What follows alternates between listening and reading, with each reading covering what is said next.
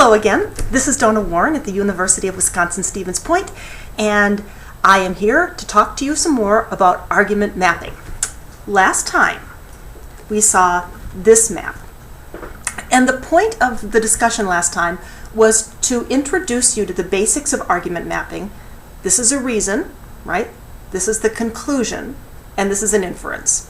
This is the first of three ways that two ideas can be related to each other, just as reason and conclusion.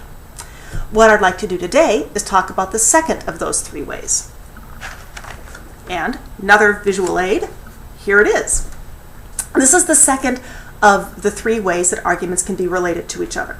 As you can see, we have more than one idea on the top here. That means we have more than one reason. Because there's a plus there, we know that they need to work together in order to establish the conclusion. So we call them dependent reasons. They are dependent on each other in sort of what I sometimes call the piano mover sense. This guy can't move the piano by himself, this guy can't move the piano by himself, but together they can move the piano. They can prove the ultimate conclusion. This is one of my favorite relationships, actually. It's incredibly powerful, but sometimes it is difficult to know when two ideas should be related with a plus and when they should be related with an arrow like this. So here's one way to tell. I call this the puzzle piece test.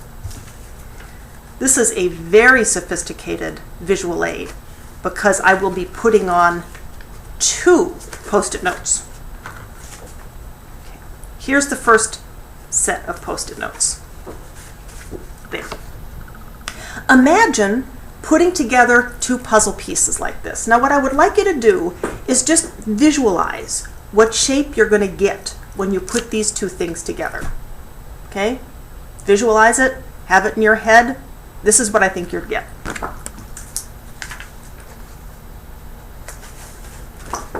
That little anvil-like shape, right? Now, if I were to ask you, what happens to the circle? Because I can understand the square jutting out is here, and the triangle jutting out is here, but here we have these circles. What happened to them? The answer, of course, is they sort of disappeared because they were what's in common.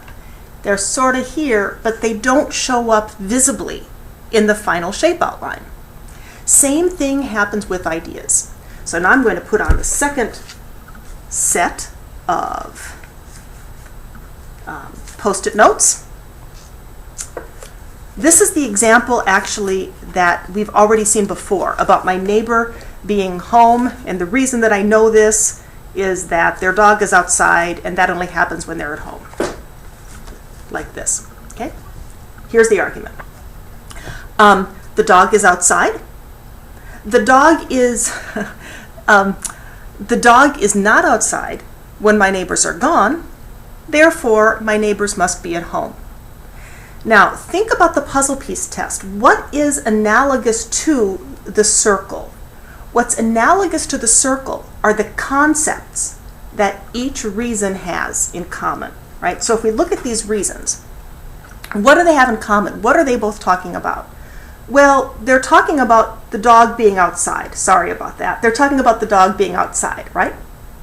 So that's going to be the common part that will not appear. It's like the circle. It won't appear down here. So if we take that away from both reasons, well, that means we take this away completely. If we take that away from here, what do we have? Well, what's left over? We imagine scratching it out.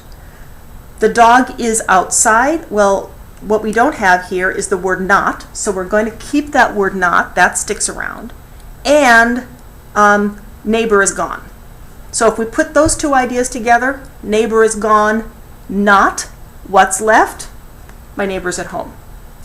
That puzzle piece test is really quite powerful because we'll be using it later on to, among other things, retrofit missing pieces. I'm just going to take these away so you can imagine how this could work. Suppose that